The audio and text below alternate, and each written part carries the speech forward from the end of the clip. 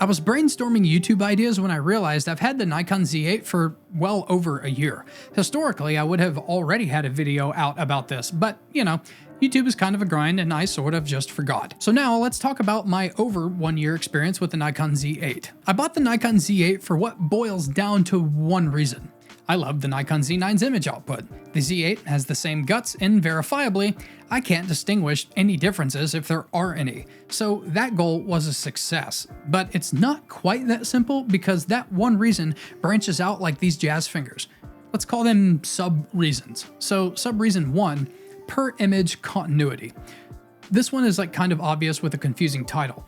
When I'm dual wielding on and off YouTube, I have two cameras that are indistinguishable in their output. Editing feels the exact same and settings that are the exact same look the exact same, and that's awesome. Sub-reason 2, output longevity. I prefer to hold the Z9, so the Z8 takes some pressure off of the still unknown shutter life of the Z9 because it's not mechanical, it's all electronic. And my favorite camera ever is the Z9, so I need it to last as long as humanly possible, maybe until the Nikon Z9iii, if I'm lucky. The Z8 should help me do that without sacrificing the output that I want. Sub-reason 3, the YouTube gear dilemma. Fact is, as a content creator, you can get by with very little gear, but you can never really have too much. I, at the very least, need 3 cameras to maintain the feel of the content that you'll see across all types of content that I have on offer and the future content that I haven't even planned. So this little factoid factored heavily into the decision of getting a Z8. I need another camera anyway, might as well get one that will get the image output of the Z9, which is my favorite ever. Sub-reason 4, the Nikon mirrorless mess. Let's not pretend that Nikon has been slaying it this whole time. Don't get me wrong, I have owned or tried every single Nikon mirrorless camera that is available at this time.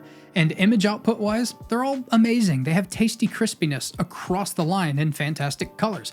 But the performance of the majority of the camera systems lagged behind consumer expectations of what mirrorless cameras should be. The exception at the time of my Z8 purchase being only the Z8 and Z9. You can watch this video right here in the card above to see the exact moment whenever I realized that dual wielding a Z9 and Z6iii presented some challenges that realistically were easy to overcome if I dual wielded them often enough, which I didn't, or if I simply wanted to focus on overcoming it. I have no shame in admitting that advanced functionality has spoiled me and smoothed my sharp edges a little bit. But it's fine, because I like the results of how I shoot in the field now, having adjusted to the awesome features that you get out of mirrorless cameras that work to the industry expectation. Sub-reason 5, I love macro, and the Z8 is just nicer on a tripod. Don't get me wrong, the Z9 is fine, but if the Z8 is going to do the same thing the same way, but it's going to be smaller, I'll take that benefit. If the Z8 was a different camera or was vastly different, I'd still opt for the Z9 on image results alone, but I don't have to do that. Sub-reason 6, all of the above reasons for much less money. There are definitely more sub-reasons and probably sub-reasons why I ultimately got into a Z8, but from body size to life expectancy, it all comes back to the one main reason.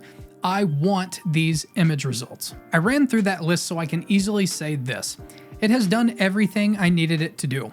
The Z8 met all of the goals and expectations set forth before I finalized my decision. I chose my words very carefully there too.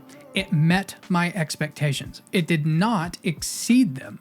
I came into ownership very informed because it's a high dollar decision. Not exceeding my expectations doesn't mean I'm disappointed.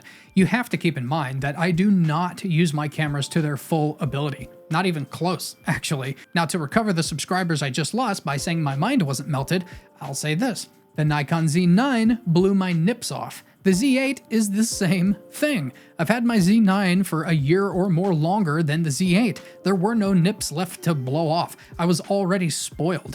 If you're used to other Nikon cameras, it's going to exceed your expectations. Pros and cons rapid fire party. Pros, it meets the consumer expectations of what a mirrorless camera is supposed to be. The image quality has been absolutely gorgeous. The performance is insane and it basically never misses focus even in a beyond dark studio. Its frames per second are faster than I'll ever need. It's a great form factor between the Z6/7 lines and the unibody of the Z9.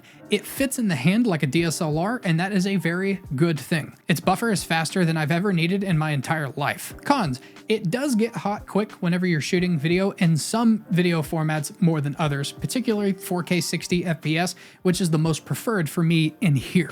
You'll want to have a cool down after a couple 15-minute videos, or you just have to opt to shoot in a less spicy format. Its body feels less rugged than the Nikon Z9, but more specifically, some of the buttons feel less rugged than the Z9, and I don't know why there needed to be any differences in that regard at all. I don't know why they couldn't just be the same parts. I'm not fanboying here. That's literally the only cons that came to mind whenever I was writing this script. I didn't have the lens mounting issue or the strap plug issue, and I have not seen any other issues. The caveat is, as I said already, I do not use cameras to their full ability.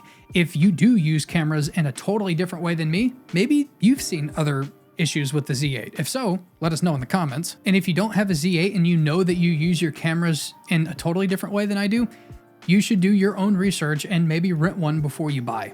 Maybe it's not the best choice for you, but considering that most people are like me, the Z8 is for the 99% of consumers. In the comments, lay out your pros and cons. So over the past, more than a year now, the Z8 has really gone through it.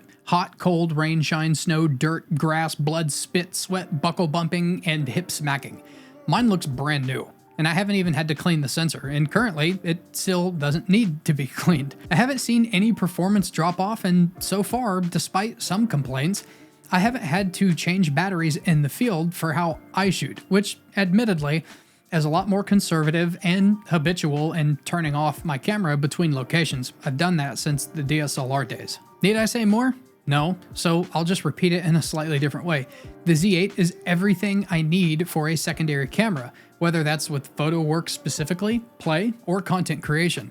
It's more, actually. I bought it with intent. It had a job to do the day it arrived, and it's been a faithful employee ever since. It hasn't failed me, and I doubt it'll fail you. If you're interested in picking one up, the link in the description helps out this channel. Personally, I have a camera that is perfect for why I have it. No more, no less. Its destiny is, ride it until the doors fall off, then tape the doors back on until the sensor starts failing or banding. I'm Z-Wade, the Z-Wade, and Z-Wade Photo. Stay sharp, YouTube.